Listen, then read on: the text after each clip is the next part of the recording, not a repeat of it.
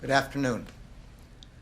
Last week, after the Supreme Court allowed Texas Senate Bill 8 to take effect, I said that the Justice Department was evaluating all options to protect the constitutional rights of women and other persons. Today, after a careful assessment of the facts and the law, the Justice Department has filed a lawsuit against the state of Texas. Our position is set out in detail in our complaint. Its basis is as follows.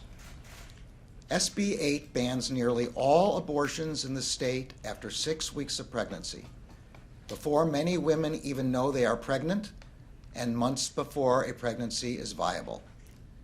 It does so even in cases of rape, sexual abuse, or incest.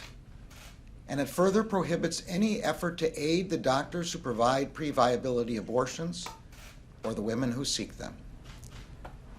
The act is clearly unconstitutional under long-standing Supreme Court precedent. Those precedents hold, in the words of Planned Parenthood versus Casey, that, quote, regardless of whether exceptions are made for particular circumstances, a state may not prohibit any woman from making the ultimate decision to terminate her pregnancy before viability. Texas does not dispute that its statute violates Supreme Court precedent. Instead, the statute includes an unprecedented scheme to, in the Chief Justice's words, quote, insulate the state from responsibility, close quote. It does not rely on the state's executive branch to enforce the law, as is the norm in Texas and everywhere else. Rather, the statute deputizes all private citizens, without any showing of personal connection or injury, to serve as bounty hunters, authorized to recover at least $10,000 per claim from individuals who facilitate a woman's exercise of her constitutional rights. The obvious and expressly acknowledged intention of this statutory scheme is to prevent women from exercising their constitutional rights by thwarting judicial review for as long as possible.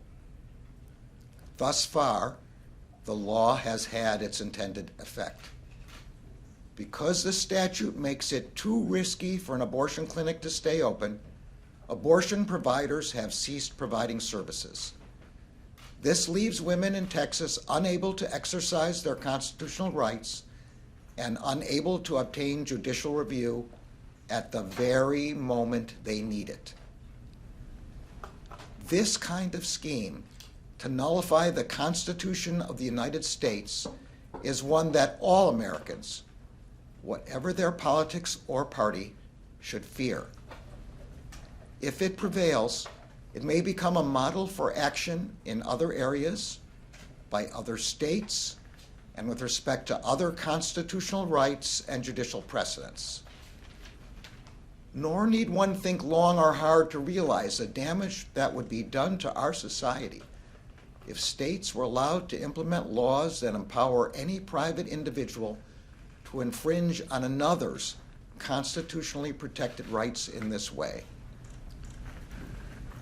The United States has the authority and the responsibility to ensure that no state can deprive individuals of their constitutional rights through a legislative scheme specifically designed to prevent the vindication of those rights.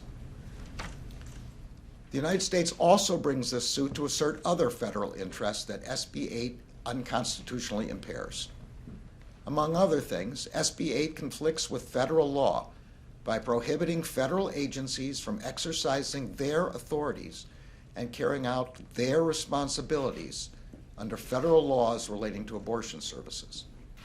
It also subjects federal employees and non-governmental partners who implement those laws to civil liability and penalties. Among the federal agencies and programs whose operations the statute unconstitutionally restricts are the Labor Department's Job Corps program, the Defense Department's TRICARE Health program, the Office of Refugee Resettlement, the Bureau of Prisons, the Centers for Medicare and Medicaid Services, and the Office of Personnel Management.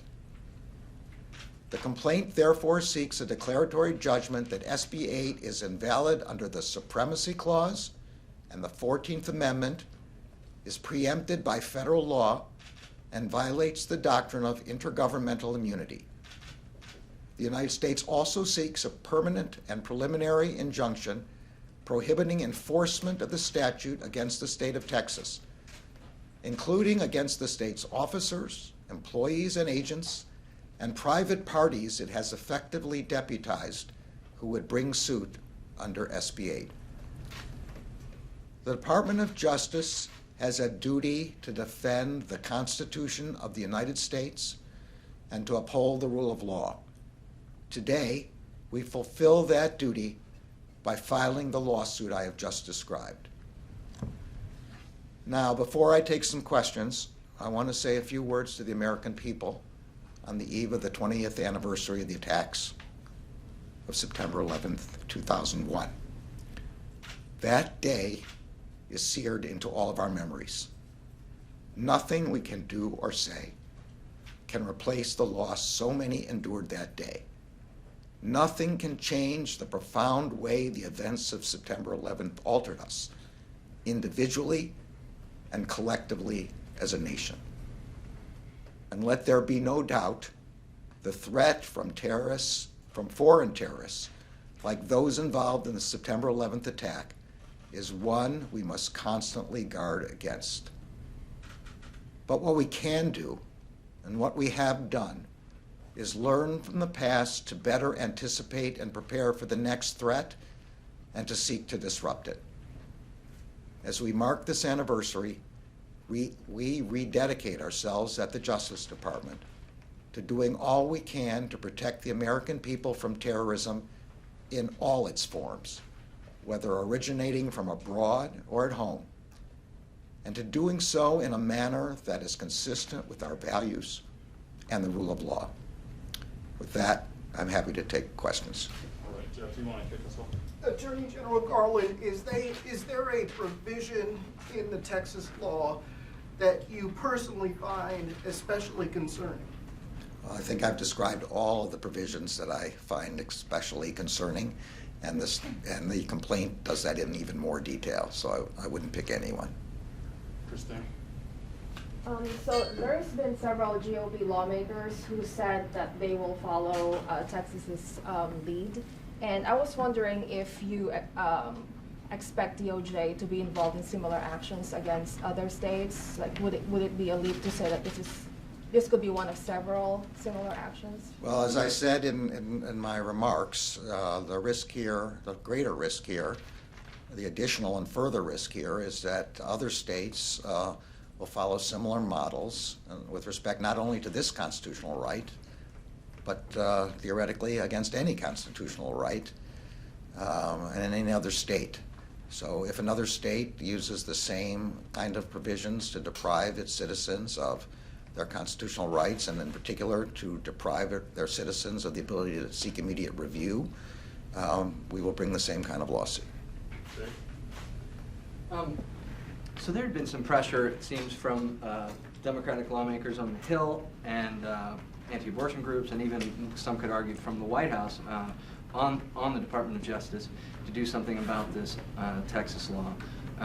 Did you feel any of that pressure? Did that play any role in this? The Department of Justice does not file lawsuits based on pressure. We carefully evaluated the law and the facts, and this complaint expresses our view about the law and the facts. All right, thanks everybody. Thank you all.